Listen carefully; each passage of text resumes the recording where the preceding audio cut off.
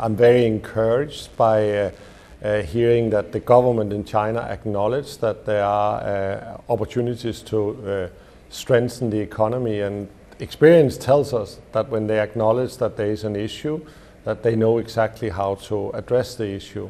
We don't know what the measures are, we don't know how much measures, but I remain cautiously optimistic. But Beijing has deliberately tried to deflate its property bubble with restrictive measures since 2020.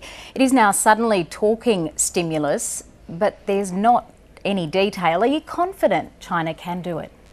They can. They have the measure, they have the means for it, and they have shown before that they can. The question is how much they want to do this.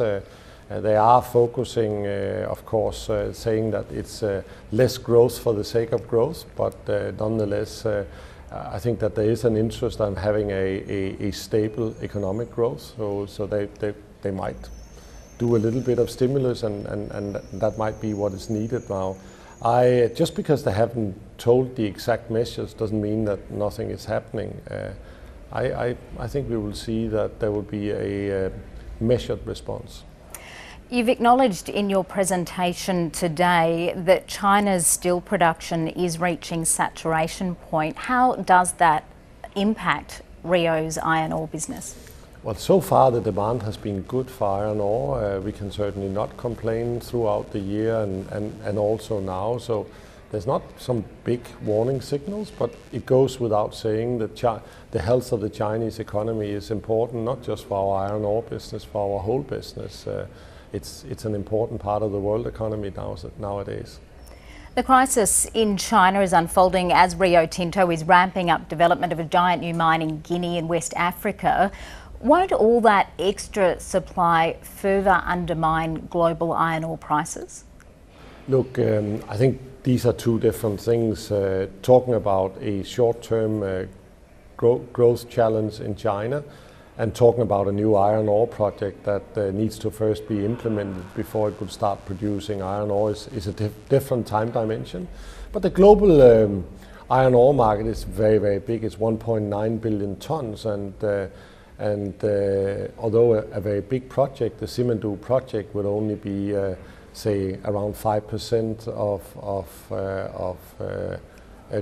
global seaborne supply, and iron ore mines have a decline curve, so we think that there is space in the market for the ore from Simandou. And what is unique about that, it's a much higher grade than what we elsewhere have in the Pilbara. So we are basically selling into a different segment. Your half-year results are down 43%. Given the weak outlook for commodities, can you return earnings to a growth path? Yeah, look, there will always be volatility in the mining sector, but the way you describe it, it sounds like we are in a difficult terrain. We are not. We have a very profitable business. The return on capital employed in the first half was 20%, and we grew 5%. So the fundamentals, the financial performance is strong. Are shareholders right to be concerned about the escalating costs of decarbonisation after Rio's decision to write off the entire value of the Yarwun alumina refinery in Gladstone? Yeah, no, look, it's actually two different things. We have aluminium refineries are not very profitable at the moment, and with the new legislation, it's what you call in accounting terms a trigger. So we did a new calculation and came out with some write-downs.